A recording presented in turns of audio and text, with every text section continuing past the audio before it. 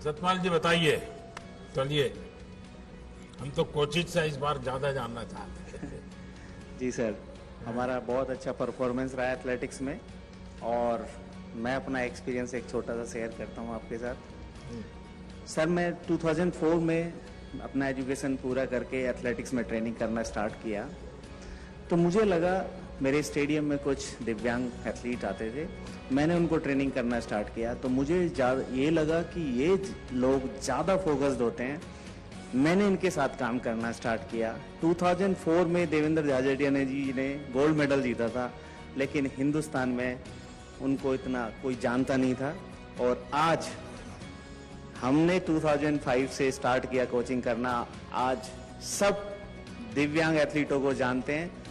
मैं इन उपलब्धियों के लिए सर्वप्रथम आपका धन्यवाद करना चाहूँगा। खिलाड़ियों को अपरोक्ष रूप से बहुत सारी सहायता मिलती है, पर परोक्ष रूप से उनको जो सम्मान मिलना चाहिए वो जब इस मुकाम पर आते हैं और यहाँ आकर बैठते हैं तो पूरा देश उन्हें जानता है, मीडिया उन्हें पहचानती है। तो यह सम्मान दिलाने के लिए मैं आपका धन्यवाद देना चाहता हूँ। दिव्यांगजनों को कोचिंग करना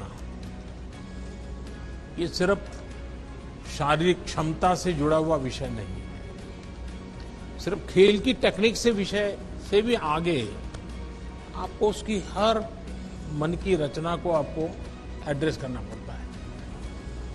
और इसलिए मुझे लगता है कि एक आध बार जो दिव्यांगजनों के कोचिज हैं उनका एक वर्कशॉप करना चाहिए, उनके अपने एक्सपीरियंस, क्योंकि उन्होंने अलग, और मैं तो मानता हूं कि अच्छी किताब बन सकती है, एक अच्छा गाइड आप तैयार कर सकते हैं कि भाई हम इस प्रकार से इनको ऐसी समस्या तो ऐसे हैंडल करना चाहिए, निराशा आई है तो ऐसे, क्योंकि आप लोगों ने बहुत कुछ साइकोलॉजिकल चीजों को हैंडल किया होगा। कभी कभी माँ बाप को भी गाइड कर सकते हैं आप लोग, एक अच्छा डॉक्यूमेंट तैयार हो, क्योंकि मैं बहुत माइन्यूटली देखता हूँ कि सरल काम नहीं है जी। राम राम सर, मैं कशिश आगरा हूँ और मेरी एज 17 इयर्स है और मैं पैरा एथलेटिक्स 3 साल पहले आई थी। और अब मैं अपनी सर की मदद की वजह से, जो सर ने मेरे को सपोर्ट करा, मेरी फैमिली ने, तो मैं इंडियाज़ यंगेस्ट पैरा ओलंपियन बन पाई और मुझे आपसे मिलने का मौका मिल पाया। मैं बहुत खुश हूँ। मैं आपसे एक किस्सा शेयर करना चाहूँगी अपना। जब आप 2014 में प्रधानमंत्री बने थे, मैं उस टाइम पे 11.5 साल की थी और मैं इतनी खुश हो गई थी आपको देख के, तो मैं भाग के अपनी मम्मी के पास गई जब मैं ठीक थी। तो मैं बोलती, मेरा वो बचपन आता, तो मैं बोलती कि मेरे को इन दादा से मिलवा दो और मुझे इन दादा से मिलना है कि ये देश को बहुत आगे तक लेके जाएंगे। तो मम्मा ने बोला कि ठीक है, पर पहले कुछ करके दिखा जो उनसे मिलना है। तो सर मैंने 7 साल वेट किया आपसे मिलने के लिए, 2014 से लेकर, और आज मेरा आप सपना पूरा हुआ आपसे मिलने का। जो बच्चे होते हैं ना, वे जब कुछ भी बोलते हैं तो एक प्रकार से वो भगवान की आवाज होती है। तुमने 11 साल की उम्र में जो बोला वो तुम्हारी सोच नहीं होगी, कोई ऐसा संकेत होगा और वही आशीर्वाद बन गए मेरे लिए।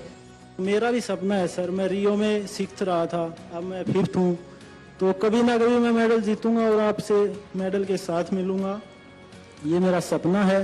ये तो मेरे लिए सर पैरालंपिक अचीवमेंट नहीं थी। गांव में जब मैं आपसे मिल के घर गया तो सब ये कह रहे थे ये पीएम साहब से मिल के आया भाई, ये नहीं, उनको ये था कि ये रियो पैरालंपिक का हिस्सा बन के आया। वो कह रहे थे ये पीएम से मिला हो भाई, ये अच्छा थैंक यू बोलना चाहूँगा कि जो आपने मुझे मतलब इतना रेस्पेक्ट दी, बुलाया है और सपोर्ट किया है। मेडल से चूक गया, गोल्ड से एक जंप की वजह से, पर नेक्स्ट टाइम मेरा टारगेट रहेगा कि गोल्ड ही लाना है अपने देश के लिए। मैं चाहता हूं कि पोडियम पे मेरा राष्ट्रगान बजे और मैं बस नहीं, मैं ये जो जिद है ना, इसका तो बड़ा महत्व है। जिद होनी चाहिए कि मैं करूंगा, मैं ऐसे करूंगा, लेकिन अभी जो हुआ उसमें कुछ कमी रही, कुछ तकलीफ हुई, इसको बोझ मत बनने देना, बिल्कुल मत बनने देना। और शरद सर, अब मैं आगे का गेम फुल टेंशन फ्री होके खेलूंगा। अब मैं अपना स्पोर्ट्स जो मेरा पैशन है उसके तहत खेलूंगा। जो वो खो गया था स्ट्रेस में, जैसे आपने बोला एग्जैक्टली वो स्ट्रेस में हम लोग ना, जो मेन पसंद है गेम, वो फिनिश हो जा रहा था। अब मैं एक्चुअली उसको रिपीट करना चाहता हूँ। मैं अपना हाई जंप जो T63 है पैरालंपिक्स में इसको बहुत मेन फोकस मानते हैं। तो मैं चाहता हूँ कि पब्लिक को दिखाऊं कि ये हम लोग कैसे एक आर्टिस्ट है और एक आर्ट कर रहे हैं। एक वो कहावत है कि शायद प्रत्यक्ष को प्रमाण की क्या जरूरत है, तो यहाँ पे यही है। लास्ट टाइम 19 एथलीट गए थे खेलने के लिए, इस बार 19 मेडल आए हैं। तो कैसा मतलब पैरा स्पोर्ट्स किस लेवल पे चला गया है, ये कोई वो प्रत्यक्ष को प्रमाण की जरूरत नहीं है। और सर मैं ये पूछना चाहूँगा सर आपसे, जैसे हम लोग बड़ा एक्साइटेड रहते हैं, जैसे आपसे मिलने के लिए थोड़ा नर्वस भी थे, एक्साइटमेंट भी रहता है। आप जैसे आप भी कंट्री को किसी इवेंट में रिप्रेजेंट करने के लिए जाते हैं, तो आपके मन में क्या चलता है सर? आप कैसे उस कंडीशन को हैंडल करते हैं? मेरा बैकग्राउंड बहुत अब जैसे ही एक सामान्य परिवार का है, और बचपन में तो कभी स्कूल के प्रिंसिपल भी अगर नाम से बुला देते थे तो अब वाह नाच उठते थे कि प्रिंसिपल को मेरा नाम मालूम है। तो ये जीवन की खुशी तो रहती है, हर एक रहती है। लेकिन जब मेरा सार्वजनिक जीवन का दायित्व बना, तो एक प्रकार से मैंने अपने आप को भुला दिया। मुझे कभी ये कोई नरेंद्र मोदी या कोई गांव से आया हुआ इंसान कुछ सब दिमाग से निकाल दिया। जब गुजरात में काम करता तो मेरे मन में रहता था भाई मैं नहीं हूं, 6 करोड़ गुजराती हैं, ये मेरे मन में रहता। और अभी दुनिया के किसी भी लीडर को मिलता हूं तो मुझे ये नहीं लगता कि मैं मिलता हूं, मुझे ये लगता है कि 130 करोड़ देशवासी हैं। और उसके कारण मुझे कभी इंफीरियरिटी नहीं होता है, कोई बड़ा एक्साइटमेंट भी नहीं होता है। जैसा मैं आपको कहता हूं आप अपना बेस्ट परफॉर्म कीजिए, मैं भी मन में रखता हूं मैं मेरे देश की बात बड़ी ताकत से करूंगा, बड़े विश्वास से करूंगा। तो यही भाव है और क्या है। आपकी सर मेमोरी बहुत शार्प है सर, आप एकदम याद कैसे रख लेते हैं?